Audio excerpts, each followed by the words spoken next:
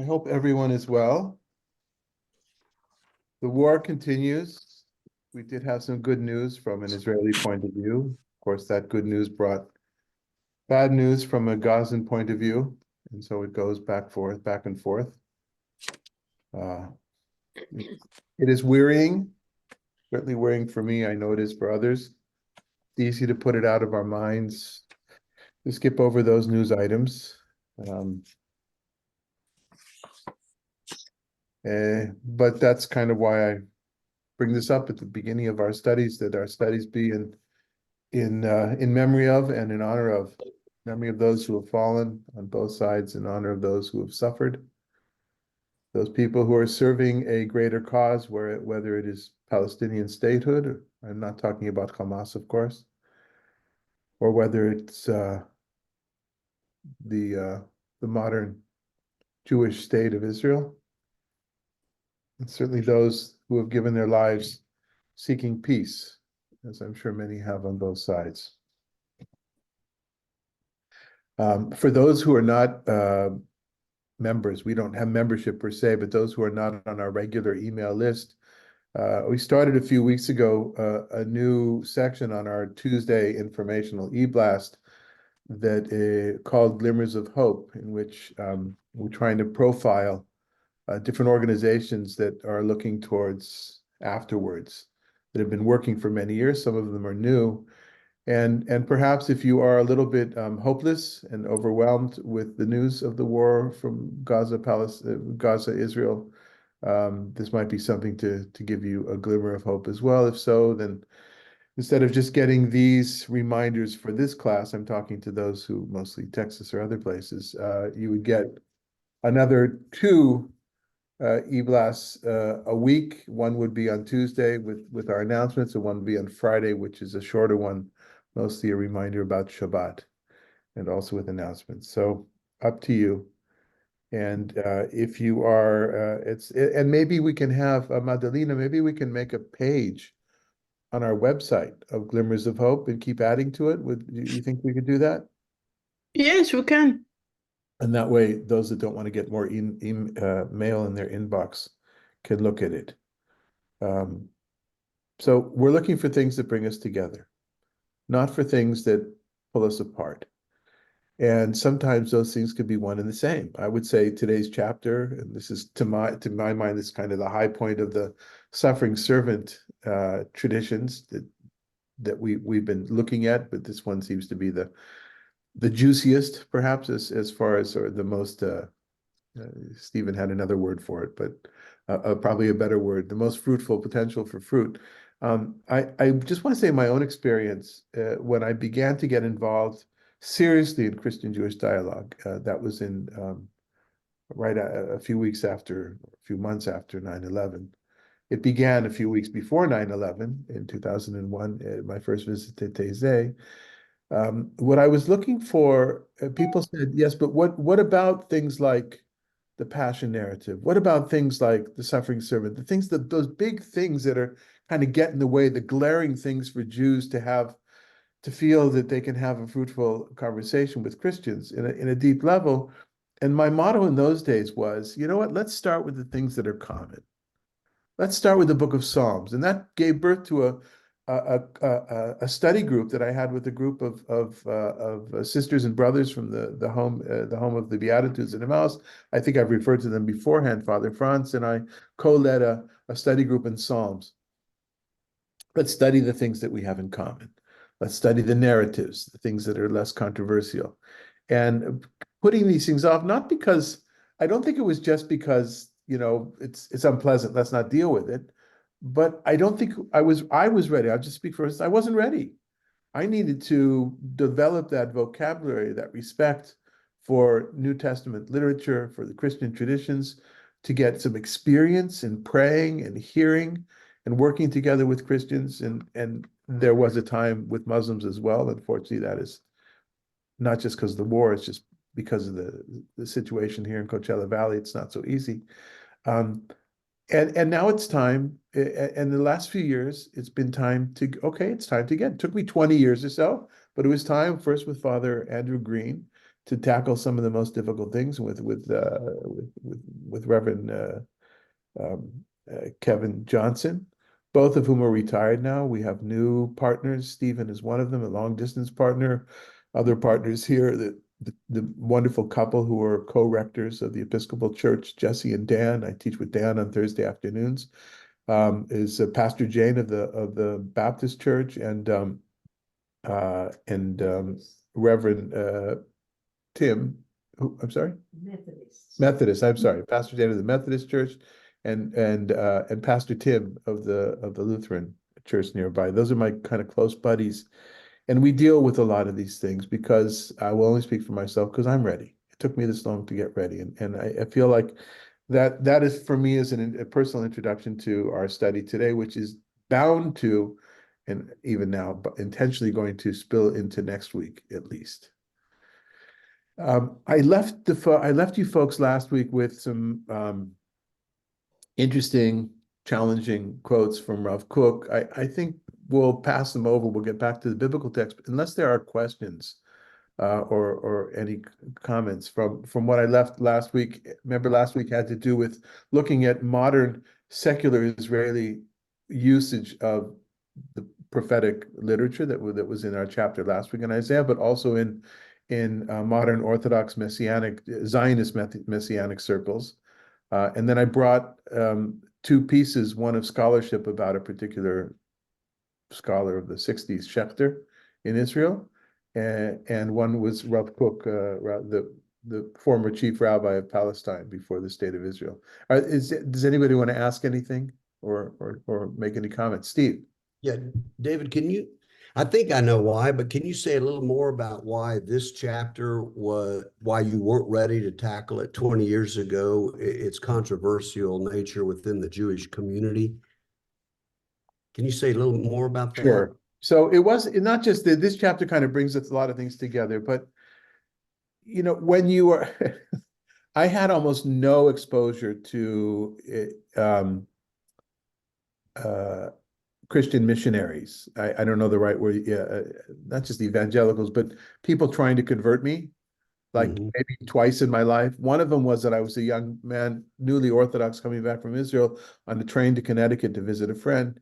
And I guess I was wearing a kippah, whatever it was. This guy sat down next to me, a few years older than me, took out his Bible, and this is where I went to first. Suffering, but don't you see, this is Jesus. How could you not see this to be Jesus, right? And there are other passages as well. And when and then it was when I got to Hebrew University and my closest teacher and friend, Professor Yair Zakovich, he eventually wrote about New Testament literature as well towards the end of his career as before he retired.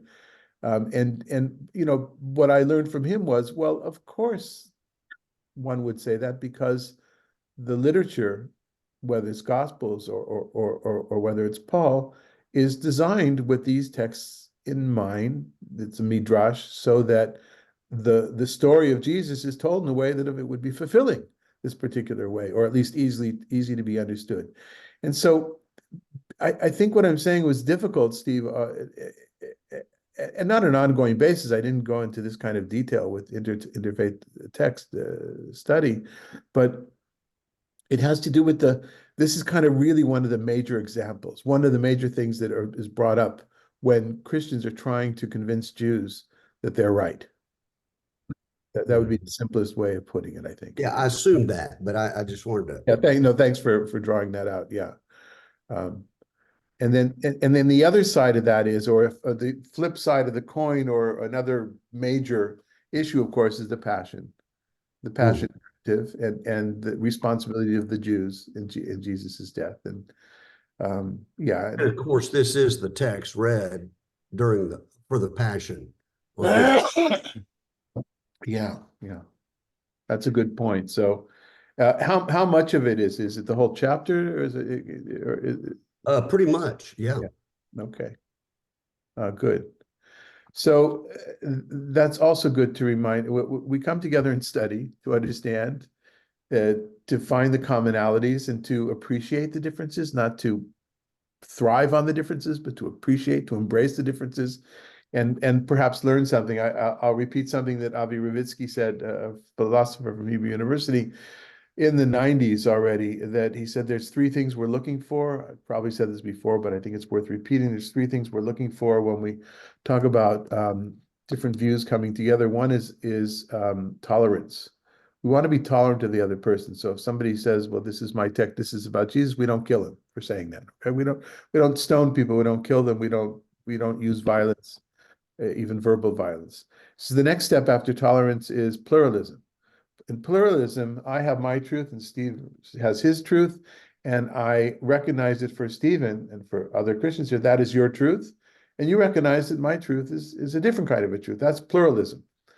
In Israel, over the years, when we were talking about it in the 90s, tolerance was considered to be an accomplishment, let alone pluralism. The dream was pluralism. But what Ravitsky said, and he challenged us to say, in saying that what we really want is openness. And openness is when I have my view and you have your view, and I am willing to recognize that not only is your view truth for you, but there might be some truth in there for me as well. To let our guards down, to open ourselves. It was this kind of approach that of my friend, my good friend Levi Wyman Kelman and myself, one of our older colleagues once said to us in a forum that we were spiritually promiscuous. That promiscuity, that spiritual promiscuity, from my point of view, allows me to look for truth in other places and not to be fearful of that. You have to have a good sense of security, self-confidence in your own faith tradition to be able to do this kind of work. And we do it in a way in which it's pleasant, it's respectful. I hope that my words are heard as respectful. If not, please let me know. So that's kind of an interest. And so it's not only the study together, but it's also experiencing and hearing the practices of other. And I certainly want to acknowledge that this is the beginning, or yesterday was the beginning of Lent for many of you.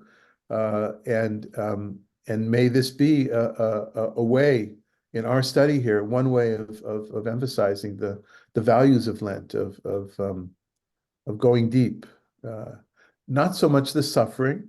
I know that Lent today maybe is not perceived as a time for additional suffering of abstinence in that way, but of thinking. I like to think of it, many of us think of it in the same terms as the period of tshuva, repentance before Rosh Hashanah and Yom Kippur each fall. David, I really love that framework, tolerance and then pluralism and then open-ended dialogue, really, where each participant is changed in the process, right? I mean, that's where we get bang for the buck, is that kind. But as my dear friend and professor Frank Richardson here on the Zoom would testify, it's the hermeneutic way. It's the way of interpreting and moving deeper into each other's, a learning and expansion of horizons. And but it's hard earned. It's not, it's rare. It's very difficult to move to that, into that level. So I'm glad that you've named that as a goal for us. Yeah. And I think what we're doing here is, it's not absolutely unique, but it's pretty unique, folks. I don't think there's a lot of frameworks like this in the long that meet every week for long periods of time, going into a deep reading or close reading of the text.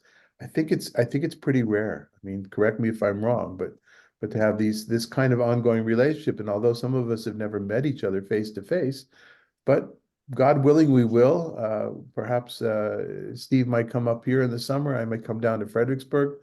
But one more thing I want to say about, you mentioned the word dialogue. I actually like to use another word that my father, of blessed memory, was often fond of telling me when I make up words, when I was making up words.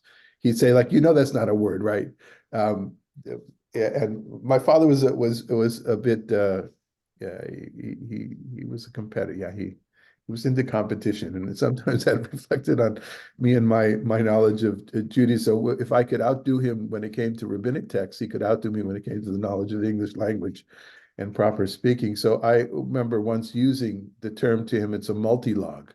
He says, that's not a word, right? That you just made up that word. I said, well, it should be a word. And so my very close cousin, I would say friend and cousin Steve, Steve Soslin in Fredericksburg loves that word. And I've actually spoken in some of his frameworks before on what I would call multi-log. This is a great example right now. A Zoom conversation are many people speaking, hopefully not at the same time, but it's what was in Star Trek three-dimensional chess. It's not just two-dimensional. It's not just a dialogue. Now, dialogue, I used to think dialogue was two. The die there actually is multiple when you look at it from an etymological point of view. But still, emphasizing the fact that it's not just one. It's never just one person speaking to another person. There's all the voices we have in our head. Just in the same way that those of you that came together with us in the summer to study Talmud, we saw there were multiple conversations going on over the span of centuries and over the span of 1,000 miles from Palestine to Babylonia, or however far it is. And so that's something for us to be aware of as well. We're never alone in the room. We're never alone in our minds, really. Right. Okay. What do you say, Megan? Does it resonate with you? Okay. Okay. So then, Megan, would you like to start us off with the first reading? We're going back to the end of last chapter because from a literary unit point of view, this is where it really starts. This is one of those examples where the chapter breakdown is not entirely successful. Okay, so it's 52:13 through 15? I mean, Indeed. 52? Yeah. Okay. Indeed, my servant shall prosper, be exalted and raised to great heights. Just as the many were appalled at him, so marred was his experience, unlike that of a person, his form beyond human semblance. Just so he shall startle many nations. Kings shall be silenced because of him, for they shall see what has not been told them, shall behold what they never have heard. Somebody like to try to make some sense of this?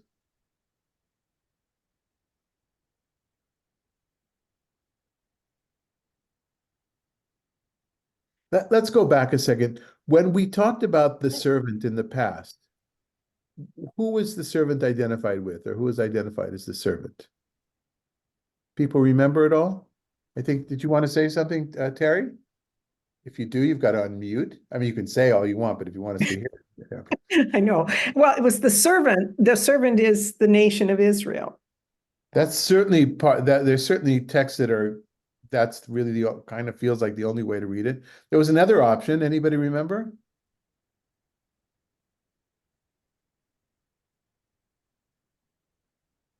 Cyrus?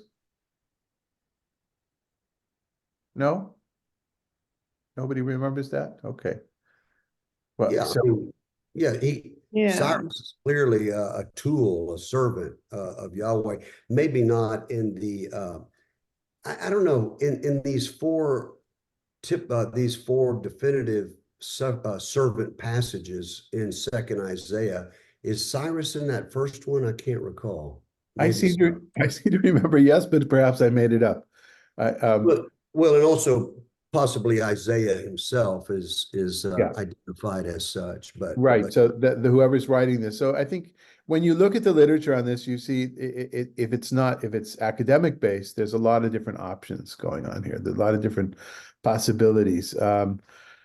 One interesting way to look at it would be the Encyclopedia Judaica, which I think is all online now. And if you look under Isaiah or Suffering Servant, maybe that's under, I don't remember if it's under Isaiah or not, but there he spreads out those different possibilities. But here, one though, thing, I'm go sorry, ahead. Dan. No, you go ahead. I'm just going to say in Second Isaiah, several times previous to this text, there is talk about a new thing, and this refers to a singular event.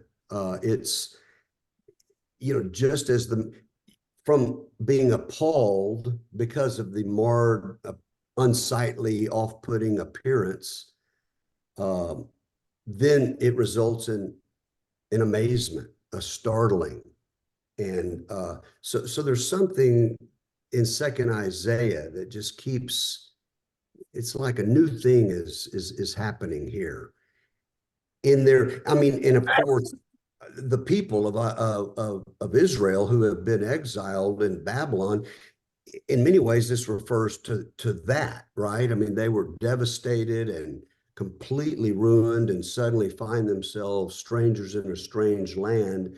And then Second Isaiah starts casting this vision, but in this startling way, through from the bottom up, so that the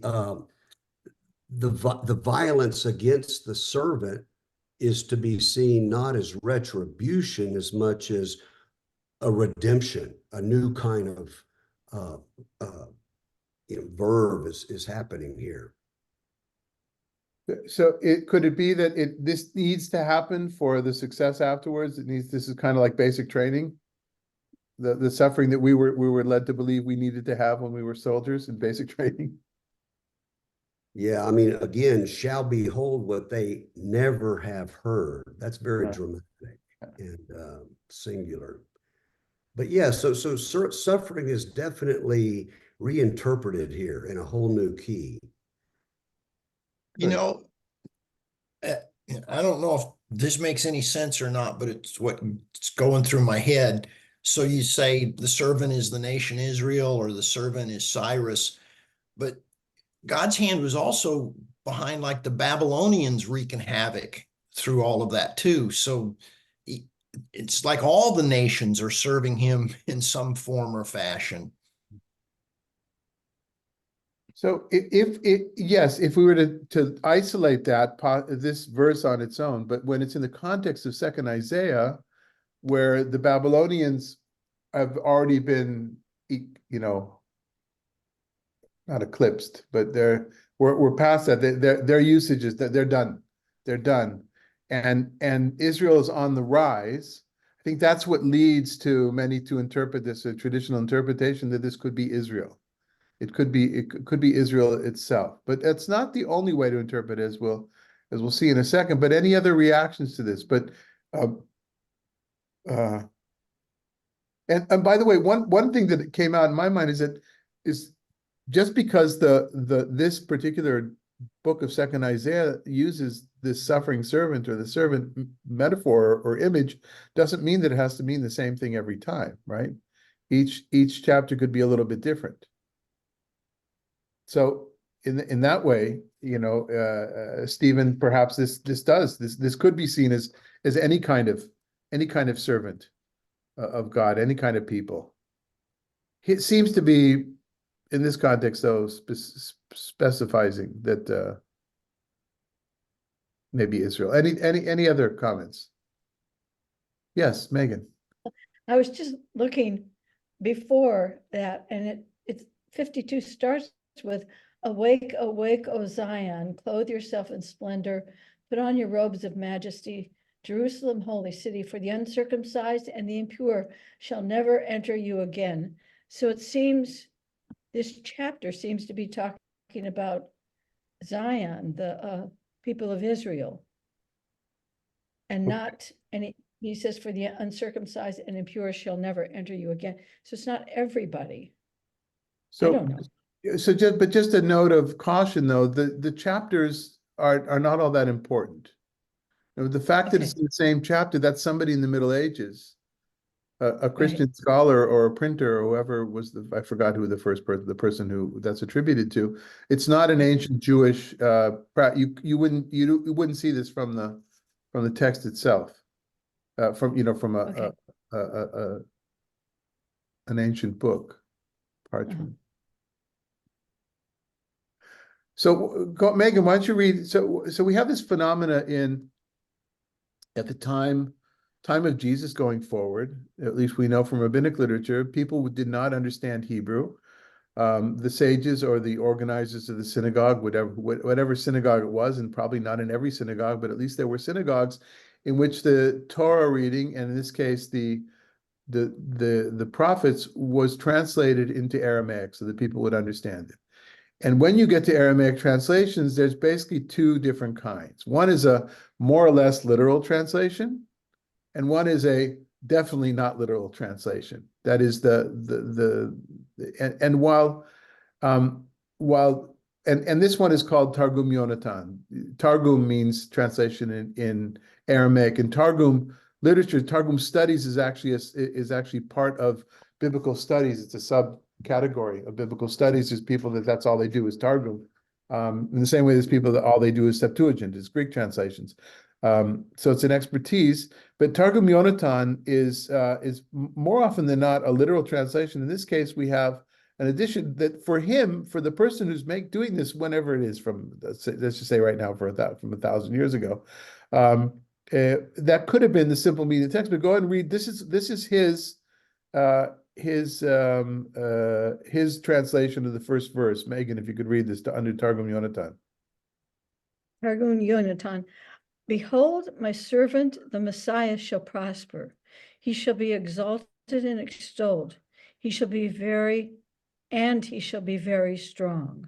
Okay, so not a literal translation of the Hebrew. The far more literal translation is the one that's above, the New Jewish Publication Society.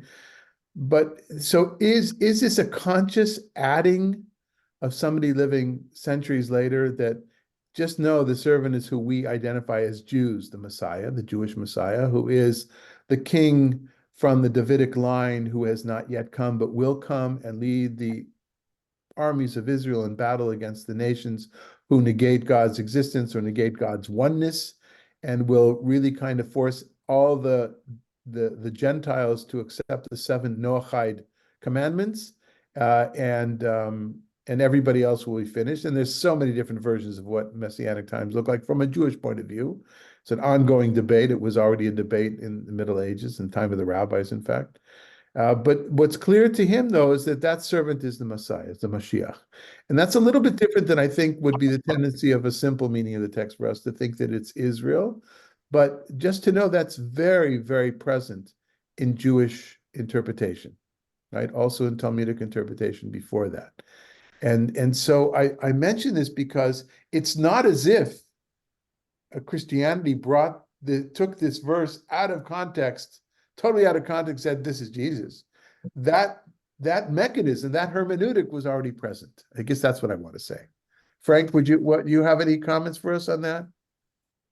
Well, I just, there's something else that strikes me. I mean, I can't wait to see how it develops and what you have to say. But when I read this, the first thing that popped to my mind was stories about the Buddha that I've heard. There's one story where the Buddha is going about with his group, and he runs across a famous criminal in his group. They've never met. And from 50 or 100 yards away or something, the criminal, this guy, looks at him and then falls to his knees and then joins the Buddha's Sangha. And I just wonder if there isn't, and I don't really understand that fully, but I believe it happened. And I believe that does happen. And I believe something like this maybe happens at the heart of every spiritual tradition. I don't know. But that just is what, I can't wait to see how it develops. That's something that struck me. Yeah, I love that. Something, the commonality is often not something specific, but it's a template. I mean, this, Fraser did a lot of that work, right? In the Jewish world, Theodore Gaster, I think it was Theodore, there's a father and son, I get them mixed up, but it was Gaster, did a lot of work with motifs that are in the Hebrew Bible and how we find those same folk motifs all over the world, in fact, which lead us to an essential truth about humanity, right? Yeah, thanks, Frank. Thank you. Hey, Frank, can you say a little bit more about that he falls down when he sees the Buddha and then joins the Sangha? Is that here where there's this from prospering and then, they're appalled and then they're amazed? Is that? I don't really know. I don't know enough about it to say. I just think that in a way the Buddha suffered, right? I mean, he went through a long period of asceticism, almost killed himself, and then came to the middle way and all that stuff. And it must have made him into something that really struck people, like king shall be silenced because of all that kind of stuff. I like the template idea. I think there might be something to that. Okay.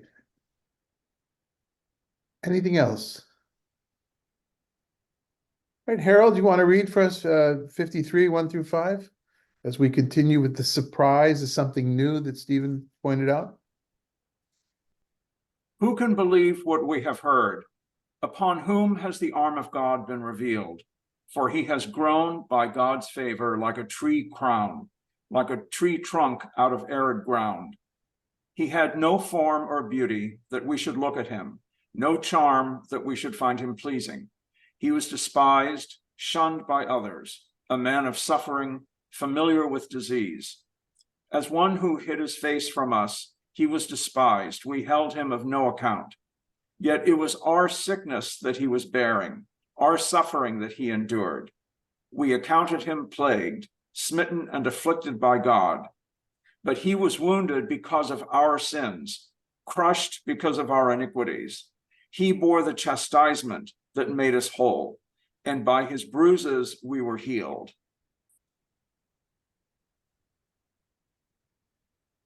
This is important for us Jews to pay attention to this paragraph and hear what our Christian siblings have to say, especially, I think. I mean, is it possible for any of the Christian folk here to read this without thinking of Jesus? Yeah, I think so. I mean, for me, it's an astonishing text that really kind of it goes to the heart of the Deuteronomic understanding. If you're afflicted, then that's retribution, that's punishment, that's well deserved. But here, the servant is voluntarily suffering, it appears, and that God has actually blessed this one, this people, and that through this affliction, far from being God's retribution, there is this redemptive element, which is so ironic. It's counterintuitive. It doesn't make sense, especially in an honor shame based culture where, if you're honored, but shame and the shame you bring upon your kinfolk, this is all turned upside down in that way. And so again, for me, it cuts at the heart of the problems that the Jewish people had which we find all the way up into the first century in the New Testament text, that suffering is somehow because of their sin, and yet now our sins are put on. Well, it's a scapegoat, right? That it reminds me of the Leviticus text, and also all the work that Rene Girard has done to talk about the scapegoating, where we're afflicting this one, which turns out to be somehow for us. And I just think that's kind of, yes, it's true that this becomes a uniquely Christian interpretation applied to Jesus of Nazareth. I get that. But I also think there's something happening here at a more universal level as well, that maybe Jesus calls to mind, brings to the surface. But perhaps the epitome of compassion. The epitome of compassion is to accept all, to be derided by all, yet to be the redeeming factor, There's no revenge here. There's no, it's a passive acceptance, which turns out to be blessing. Who could have thought? So I wish I had, or perhaps this would have been better years ago when I had gone through some difficult times here in Palm Springs. I was very angry at a particular group of people, and I was sitting with with Kevin Johnson, and I'm venting to him, and he says, now remember, David, remember what our tradition teaches us. And I look at him, and he says, turn the other cheek. And my response to him was, no, no, no, that's your tradition. That's not my tradition. We're totally into revenge. He should have brought this paragraph for me. This would have been more convincing. One other thing that I forgot to mention was there's no allure here. There's no, he had no form or beauty that we should look at him. So there's no carrot or stick. There's a freedom given here for a response that is apart from the reward or the fear of punishment. I think that's also distinctive for me. I'm sorry, was Terry. it Terry? Yeah. Yeah, and I throughout this whole course and even prior courses that we've done, I've really appreciated the little additions like the traditions, the interpretations, like this one, the Targum Yonatan, and then there's a couple more down in here, Targum Jonathan, partly because those are comments that were made through the centuries by different people interpreting something. We were given one interpretation of this. We've never been told to think about something else, like this is what this means, and that's all you think for all my years. This is what I was told, and it was repeated and repeated, and we were never encouraged to think beyond that. And that's why it's so hard to see anything but Jesus in this text.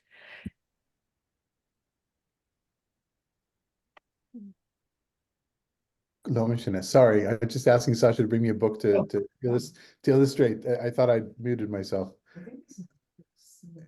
Please go ahead. I'm sorry. That was just my comment. But I mean, when you put these other things in and add them, or even something that you bring, just you think of it and say, this is something else, that's just totally new to me. And I really appreciate it because it's an interpretation that was given, but then it can be interpreted different ways through the centuries, which is why scripture speaks to us today. You can read a story from the past, but it has a lot of bearing in your own life today. So when you're told something only means this, it is very hard to reinterpret it. This is a rabbinic, what's called a rabbinic Bible. I can't show it, and I mean, if I could probably find a picture online, and then I could talk about it by pointing things. See the large letters there? Yes. That's the biblical text. This happens to be from the book of Exodus. This is what Sasha uses every Shabbat to read the weekly Torah portion. I did for years when I was younger. I've kind of moved on to different ways. I have a slightly different appreciation because I went to, I have an academic background. I went through a different type of training, but I still go back to this or online. And you see all the different fonts and different sizes and different delineated areas on the page. Mhm. All Yeah. those are different commentaries from, the span of a few hundred years, mostly medieval. That's a typical way of studying Bible. That's the traditional way. Is looking at it means this. Now it could be that all these guys on the page, and they're all guys, agree on a particular direction, but that's not a given.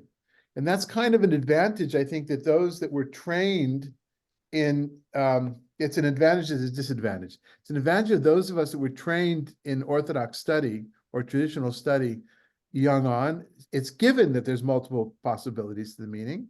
And the disadvantage is that if somebody's not from this book, we're suspicious. They're not in the book, and they're not in the canon of commentaries. Yeah. Except for I think that with Mikra or Gedalot, the Rabbinic Bible, I love it because it's a conversation. And it's the conversation that we're having today, actually. Right. And I can talk to Ibn Ezra, or I could talk to Rashi, or I can talk to you, Rabbi, and we're all part of the conversation. It's not a closed conversation. So I look at it as an open, that we're invited to give our voices and our points of view to that text. Do you think you might call it a multi-log? Is that a word?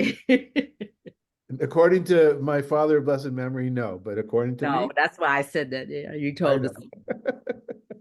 But I Um, can't help read this text. First of all, two things I always think of. I always think of Handel's Messiah.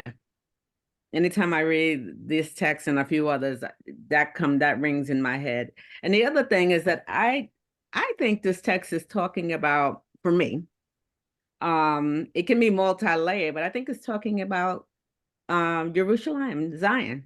mm, That you were marred. I mean, this is a people who are in the exile or slightly past the exile, slightly post-exilic, that are looking back at their homeland and, what happened? It's destroyed. It's beyond recognition.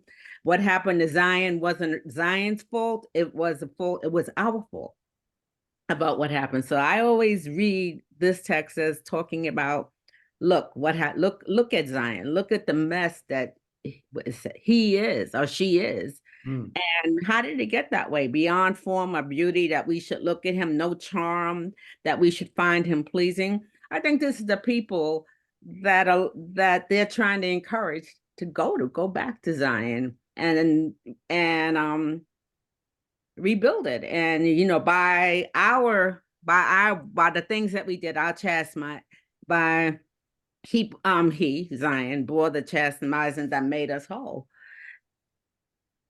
I Great. just think it's a forward-looking people. Thank you, Malka. Thank you. So for those Malka, I don't know if you always come to this group, but for those that don't know, it's important to know Malka's in Baltimore, but she also has she trained at the Jewish Theological Seminary in Bible study. So I have to actually be careful what I say around, not this class. I'm careful because Stephen is here, but and Frank is here, but I have to be careful around Malka because she can call me on it anytime. Did somebody else? Rabbi? Yes. Yeah, I was Yeah. going to say that it seems I have two things. It seems to me that Terry must come from the same school that the fellow that you ran into on that bus, where you read this and it's only can read read one way. Right. So that's what struck me as Terry was speaking. The other thing I was going to tell you is that I can assure you that the word multilog is a word, but only in the multiverse. I used it first. Madalena, would you share with us? I think you would like to share with us something on the same topic. Just take that emoticon out of there. Okay, that was making me nervous. But we need you to unmute. I'm learning how to Zoom.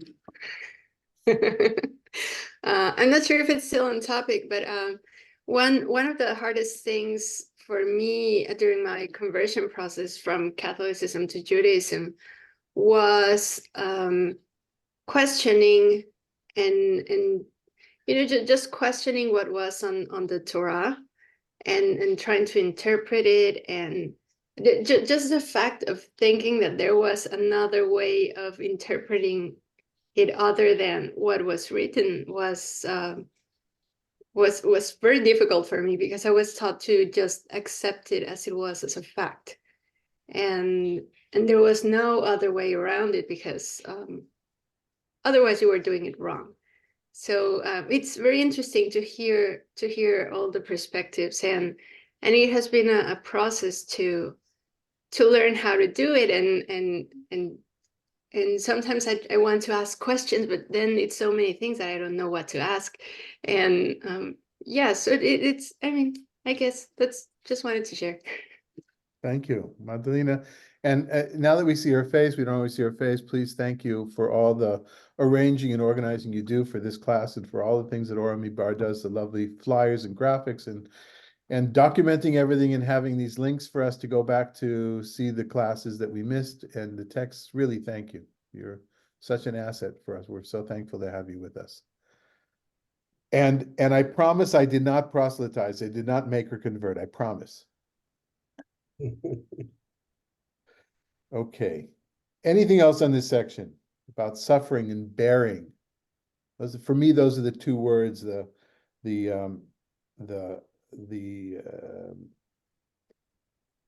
word sevel, savlam, and nasa, the bearing of, and this, and it's interesting that semantically, nasa and saval in Hebrew, they're semantically related, so much so that, for instance, in modern Hebrew, a aircraft carrier is called a noseh metusim. It carries. It's a carrier, and the guy who schleps the cargo on and off of the boats or whatever up the stairs to move you is called the sabal. The same words are used as for schlepping and for carrying, and yeah. Although carrying, sabal is used for carrying, it also means suffering, but they're semantically they're connected, right? Yeah. Anything else? Okay, so let's go on. Steve Skopatz, you want to read 53-67 for us, please? Yeah. We all went astray like sheep, each of us going our own way, and God visited upon him the guilt of all of us. He was maltreated, yet he was submissive. He did not open his mouth, like a sheep being led to slaughter, like a ewe dumb before those who shear her, he did not open his mouth. What do you say, Dan? Trying to read your facial expressions. I am, my first inclination is going with what Malka said, to identify this sufferer with Zion, with the people before the time in which the prophet is speaking, but the dumbness and submissiveness doesn't sound right in that with that interpretation. Okay. So I'm really confounded by this. And Dan, why is that? What can you the submissive part doesn't go with what Malka said about looking first to the encouragement for the Jewish people to return, and well, because the impression I get from, say, other accounts of said period leading up to the destruction of the first temple is there was lots of turmoil. There's lots of tension within the community. There was lots of fighting back. That I don't get submissiveness. Gotcha. Yeah. I think And this, so the correspondence breaks down for me there, and I don't know what to make of it. Go ahead, Malka. I think that the submissiveness comes in. There was like a 2-year siege of Jerusalem, and maybe they're implying that the city, that Jerusalem, did nothing about it. They sieged it. They cut off the water supplies. They were totally entrenched by the Babylonian forces. So maybe that's what, like, that they're saying that Zion did nothing to fight back. That this is what had to happen and this was what was going to happen. So maybe that's, and Zion didn't open his mouth or her mouth. I think that's probably like the siege of Jerusalem, the final siege where they encircled the city.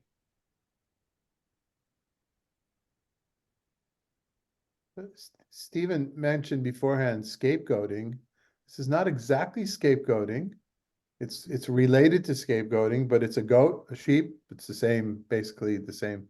They're not the same animal, but they're interchangeable when it comes to various sacrifices. And we'll get to the mentioning of a sacrifice a little bit later. I'm not sure we'll get to it today, but what stood out for me in this passage, again, because I've lived so much of my life in Hebrew, thinking in Hebrew and speaking in Hebrew and reading in Hebrew, is Sasha, is there a particular verse here, a word that stands out for you? So when I say Kesele Tevach, what's your association? The Holocaust. The words like a sheep being led to slaughter.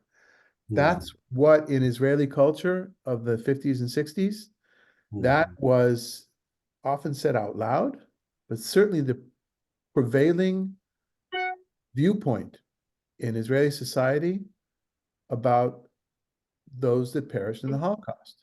Of course, they were angry at the Nazis. Of course, they were persecuted, but why didn't they just fight back? Just this kind of what some people that have no knowledge of situations often say, why didn't they just, but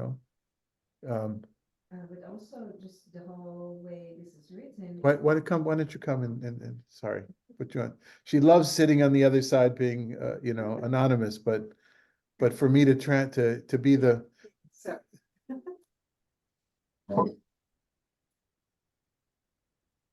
Maybe just put things into context as well. Sasha's parents were hidden, are survivors of the Holocaust. They were hidden in Holland during the war, and much of their families, most of their families, or both of her parents' families, were perished in the Holocaust. Go ahead, Sasha. Yeah, no, but except for the thing that reminds of the Holocaust, the whole way this is written, it reminds me of the liturgy of the High Holidays. Okay. When we have a lot of liturgy which compares us with son. Right, with sheep, yeah. With sheep, when we're asking for forgiveness. Right. In one of the major prayers, it says God counts each of us as if God was a shepherd counting the sheep coming back into the fold, to kind of giving an importance to each and every one. So that's the metaphor that's used. And here it's used in a different way. Same metaphor, but it's used to talk about this kind of, this being led to slaughter. And by the way, not just to being led to slaughter, but also the wool being taken. In other words, being objectified, not being treated, being managed, controlled by another entity without complaining. Mm-hmm.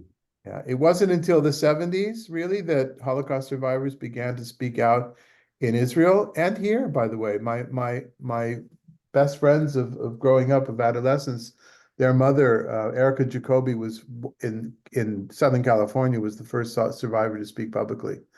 And that was just in the early 70s, I think. She and her mother survived Auschwitz. So that's the association that comes with me here. So I could then go back and imagine that you are an Israeli, a Hebrew speaker who has always seen this as in the context of survivors of the Holocaust, or those that didn't survive. And then they're accosted by somebody who's trying to convince them that this whole chapter proves that Jesus is Messiah, that kind of thing. So there's a lot of tension here. It's a very laden chapter. It's a heavy chapter. This is a totally different aspect I'm guessing nobody really thought of, right? Yeah. Rabbi, can I ask a question? Sure, always. Isaiah 52 and 54 are Haftorah readings. And why did the rabbis purposely skip over Isaiah 53? Okay, so I already tell you I have no idea, but let me explain the question. The Haftarah is the additional passage from the prophets that's read on a Shabbat morning in a traditional synagogue after the Torah portion, the weekly portion.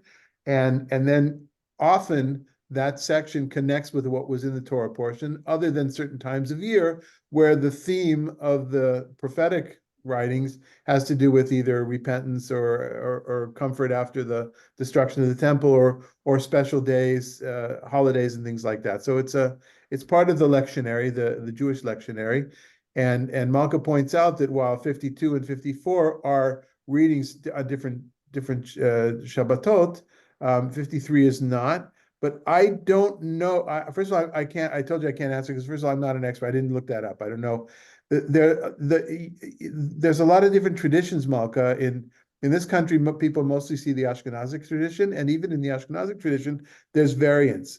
In Mizrahi and Sephardic traditions, there are often different kinds, different readings. And then when you go to the Cairo Geniza, where there's a lovely list of Haftarot according to the triennial cycle, in which there were 3.5 years of Torah portions. There's 3 times or 3.5 times as many Haftarot, and I wouldn't be surprised if we found that there. That's kind of why I can't answer the question, really. Just thought there was something in 53 that would make them shy away from it, but And then again, that would also be an argument of silence, wouldn't it? true. Yeah. Okay. All this to say is that I don't know. Anything else?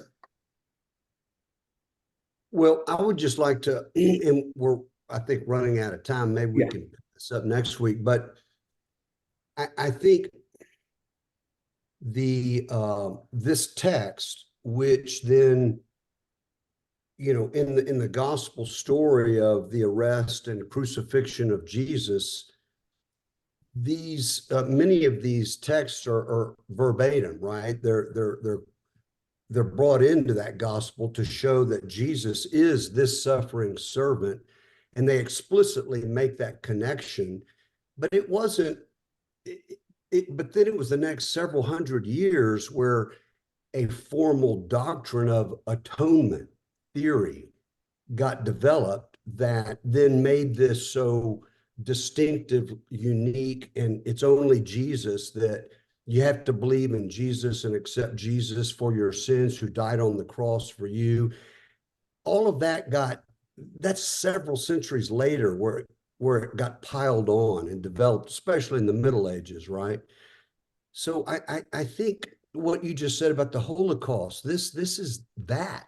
And after the awareness of what happened, what we did, and allowing this to happen in Europe, we're ashamed. Look, it exposes, it unmasks the violence. And so I think that's what I mean by that universal piece. Or you look in that, I saw Gandhi again recently, the movie, the 2-part series, and that scene where they are boycotting the salt mines, I believe it was, and the British beat them as they come forward, and they don't defend themselves. And after a while, the British, they're ashamed of what they're doing to this innocent person, these people, and it unmasks that in a way. So again, I get that this got hardened in, it got calcified into a dogma that then was used to, force people to convert or else.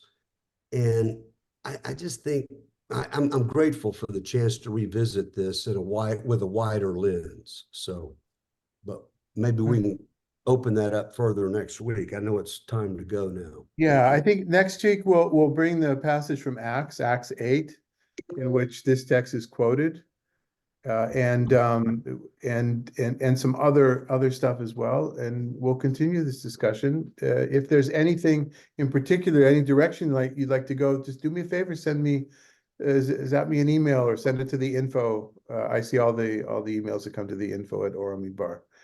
And thank you everyone for being here. May it be a good and meaningful Lent for those of you that are Lenting. And see you next week. Thank you. Thanks a lot. Bye. Bye, Mirta.